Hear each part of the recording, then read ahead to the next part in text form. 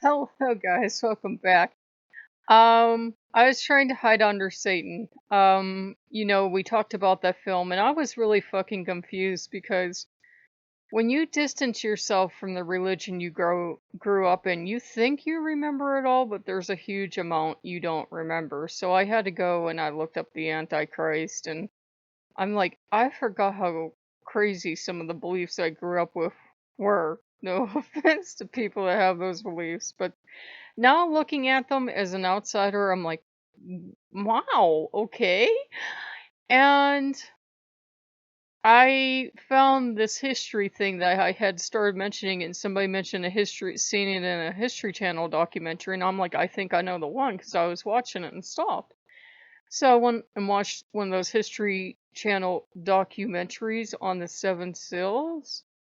It's from the time the History Channel started to go batshit crazy and didn't even try for history anymore. And I forgot how frightening Jesus is in Revelations because all these tragedies happen, and this is God's will that these tragedies are happening. And Satan was here with his arms crossed, like, I don't like you watching this. This isn't good for you. This is unhealthy.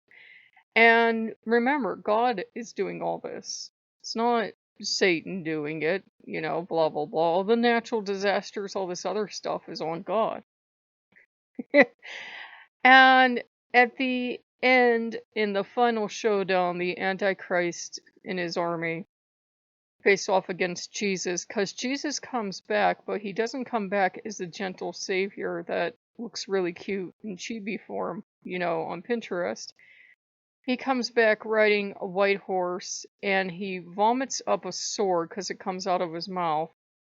And his eyes are made of fire, and his whole robe is dripping with blood. And he rules with an iron rod, and he just destroys people. He just sweeps through and kills all these people because you're either for him or against him.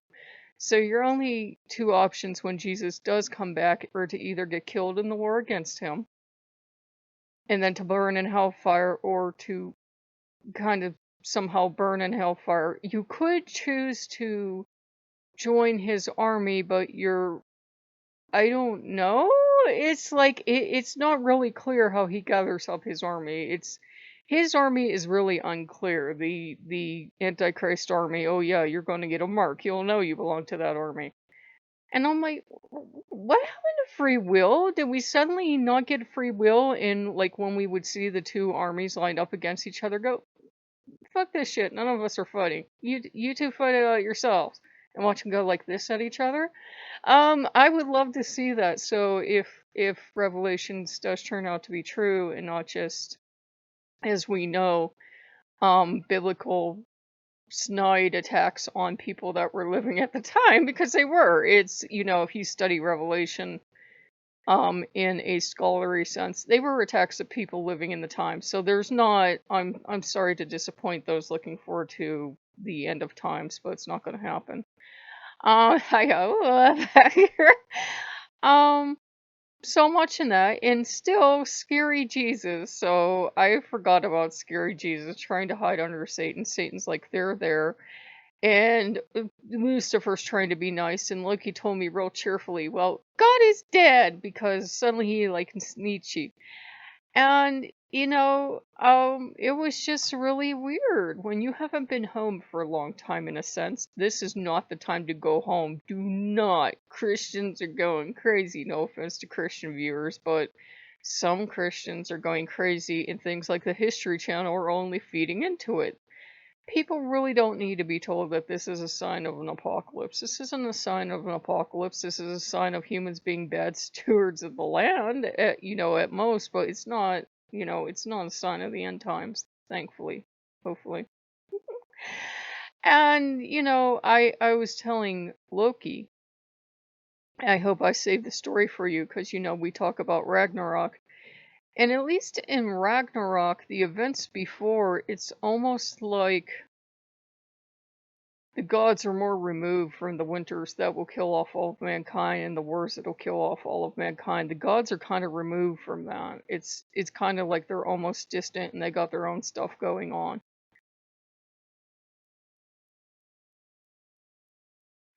because really all the gods, for one reason or other, are looking forward to Ragnarok if you believe in it.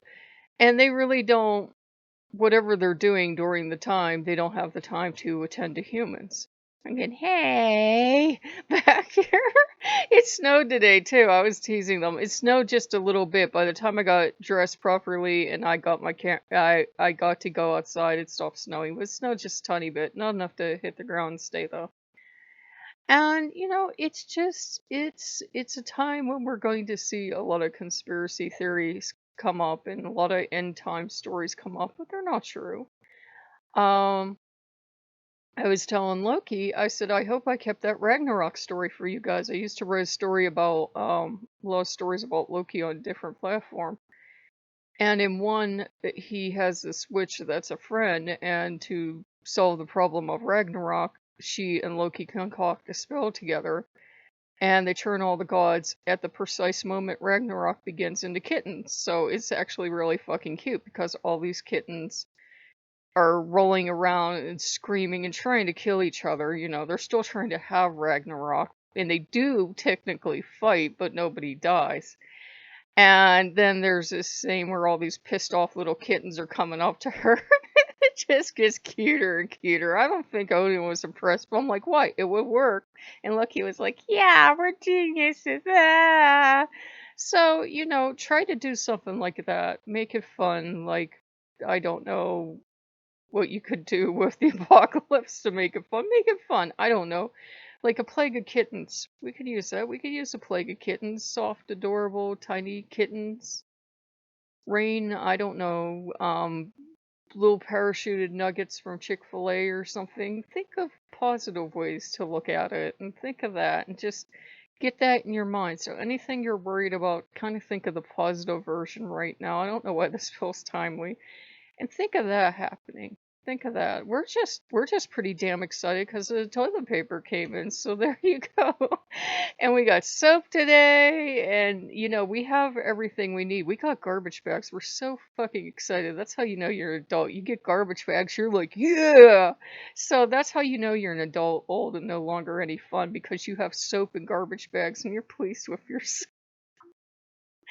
So if you guys like what you see, like, comment, and subscribe. But guys, it's not a time to freak out. I know if you watch too much of the news or whatever, it can seem scary, but there are people that are holding it together fairly well. The Queen gave a lovely speech today because of the commemoration. And if they can make it through that, if they can make it through World War II, we can make it through this.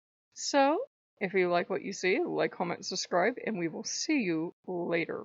Bye bye.